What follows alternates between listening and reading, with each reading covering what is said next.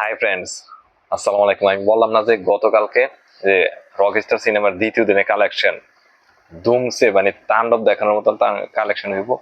সেই কালেকশন আসলে হয়েছে, মানে বক্স অফিসে মেগাস্টার শাকিব খান যে একটা তাণ্ডব দেখাইতেছে সেটার প্রমাণ হয়েছে গতকালকে, মানে ঈদের দ্বিতীয় দিনে যে পরিমাণ কালেকশন করছে। এখন আমি আপনার কাছে আজমান রসু পরিচালিত এবং মেগাস্টার শাকিব খান এবং আমাদের প্রিয় অভিনেত্রী সাবিলা নূর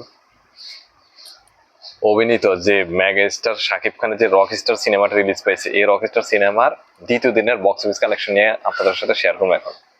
আর আপনাদের কাছে আমি প্রথমে বলে রাখি, রকস্টার সিনেমাটা মূলত 103টা হলে রিলিজ পাইছে। গতকালকের ভিডিওতে কিন্তু বলছি এর মধ্যে মাল্টিপ্লেক্সের কালেকশন গুলো মূলত জানা যায়, কারণ হচ্ছে মাল্টিপ্লেক্সের কালেকশন গুলো তো ই টিকিটিং সিস্টেম আছে, যার কারণে এই কালেকশন গুলো জানা যায়। আর হচ্ছে যেগুলো সিঙ্গেল স্ক্রিন কালেকশন আছে ওইগুলো জানা যায় না, কারণ আমাদের দেশে এখন ই টিকিটিং সিস্টেম গুলো সিঙ্গেল স্ক্রিন এই বছর করার কথা ছিল কিন্তু এখনো পর্যন্ত করে নাই, যার কারণে সিঙ্গেল স্ক্রিন গুলো জানা যায় না। তবে মাল্টিপ্লেক্স কালেকশন গুলো জানার পর আপনারা একটা ধারণা করতে পারবেন যে সিঙ্গেল স্ক্রিনে কেমন চলতেছে।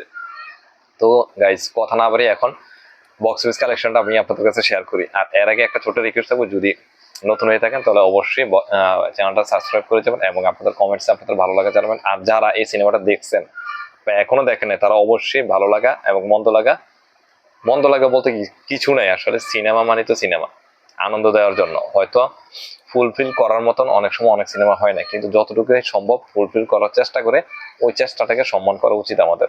তো গাইস, এখন চলে যাই রকস্টার সিনেমার দ্বিতীয় দিনের মাল্টিপ্লেক্স কালেকশন নিয়ে।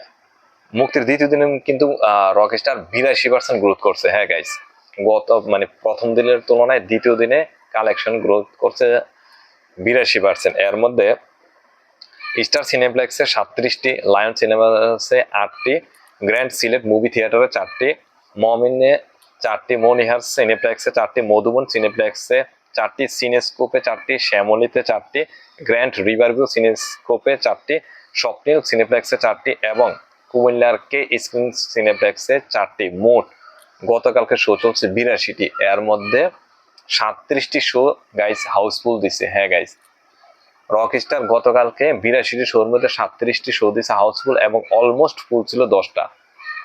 এই টোটাল গতকালকে রেকর্ড ব্রেকিং কালেকশন করছে। গতকালকে কালেকশন করছে 53,51,000 টাকা। হ্যাঁ গাইস, গতকালকে রকস্টার সিনেমা কালেকশন করছে 53.51, মানে 53,51,000 টাকা। এই দুই দিনে, মানে প্রথম দিন এবং সেকেন্ড দিন, এই দুই দিনে রকস্টার সিনেমা কালেকশন করছে 82.92, তার মানে 82,92,00,000 টাকা। বলছিলাম না যে দ্বিতীয় দিনে বেটার একটা কালেকশন দেখাইবো, কারণ হচ্ছে কি প্রথম দিনের তুলনায় দ্বিতীয় দিনে মানে টিকেটের মধ্যে, মানে আমরা যে অগ্রিম যে টিকিট গুলা কাটি, অগ্রিম টিকিটে প্রায় 29 থেকে 30 লক্ষ টাকার মতন ইনকাম আইসে পড়ছিল। এখন আজকে তৃতীয় দিন, এখন আপনারা বলতে পারেন যে তৃতীয় দিন নাকি এই রেকর্ডটা ব্রেক করবো কিনা।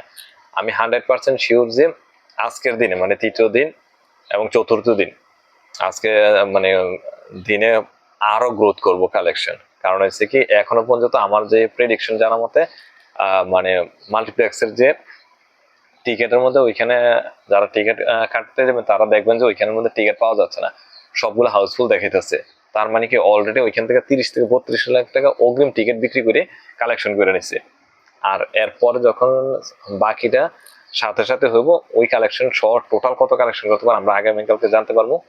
তবে বক্স অফিসে এক ধরনের তাণ্ডব দেখাইতে আছে রকস্টার। আর রকস্টার সিনেমা মূলত যেখানে কোনো অ্যাকশন নাই, এই জিনিসটা কিন্তু আপনারা মাথায় রাখতে হবে। এটার মধ্যে কোনো অ্যাকশন নাই, কোনো আইটেম সং নাই।